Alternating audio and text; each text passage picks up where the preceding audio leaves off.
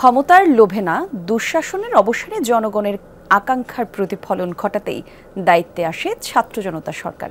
এটা কোনো বিপ্লবী সরকার নয়, বরং গণ অভ্যুত্থানের ফসল বলছেন ছাত্র আন্দোলনের অন্যতম সমন্বয়ক ও উপদেষ্টা আসিফ মাহমুদ। তার পূর্বাভাস, জনগণ চাইলে প্রয়োজনে গঠন করা হতে পারে রাজনৈতিক দলও। সরকারের 1 মাস পূর্তিতে যমুনা টিভির সাথে একান্ত সাক্ষাৎকারে এভাবেই নিজের মতামত তুলে ধরেছেন আসিফ মাহমুদ। এলো ভিশন মুশকিল আসান অফার। যে কোনো ব্র্যান্ডের পুরনো ফ্রিজ নিয়ে চলে আসুন ভিশন শোরুমে আর নিয়ে যান নতুন ভিশন ফ্রিজ 20% পর্যন্ত ছাড়। 36 জুলাই বা 36 জুলাই ক্যালেন্ডারের পাতা খুঁজে পাওয়া যাবে না এমন কোনো তারিখ, কিন্তু বাংলাদেশের হৃদয়ের ক্যালেন্ডারে 36 জুলাই একটা জীবন্ত আগ্নেয়গিরি।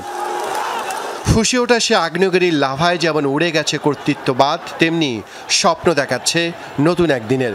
এখনকার পর্ব চলছে সে স্বপ্নটাকে বাস্তবে রূপ দেওয়ার। কেমন ছিল সে 1 মাসের স্বপ্নযাত্রা?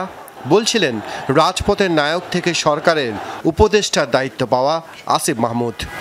এই অন্তর্বর্তীকালীন সরকার যেমনি কোনো বিপ্লবী সরকার না, আবার ঠিক একইভাবে এটা একটি গণ অভ্যুত্থানের ভিত্তিতে গঠিত সরকার।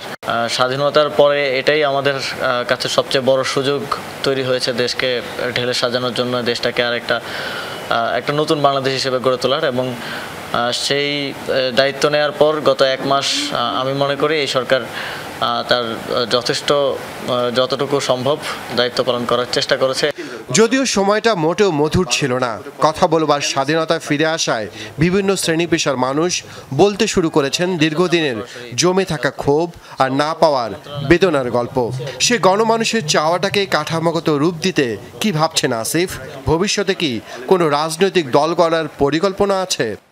এই কাঠামোগত সংস্কারকে সেফগার্ড করার জন্য এই গণ অভ্যুত্থানের যে স্পিরিট, সেই স্পিরিটকে ধারণকারী একটা শক্তি থাকা প্রয়োজন আছে।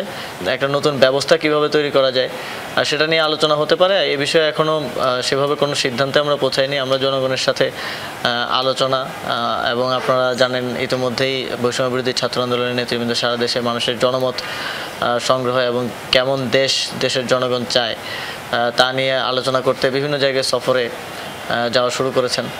জনগণ যদি চায় সেটা আপনারা ওই চিন্তার জনগণের চাওয়ার প্রতিফলন আমরা ঘটাতে চাই। সেটা কোন ফরম্যাটে ঘটাবো সেটা নিয়ে আরো জনগণের ম্যান্ডেটটাই তাদের বড় শক্তি বলছিলেন ক্রিয়া উপদেষ্টা। আর সেখানে জ্বালানি বিশাল এক তরুণ জনশক্তি। তাহমিদ, যমুনা নিউজ, ঢাকা।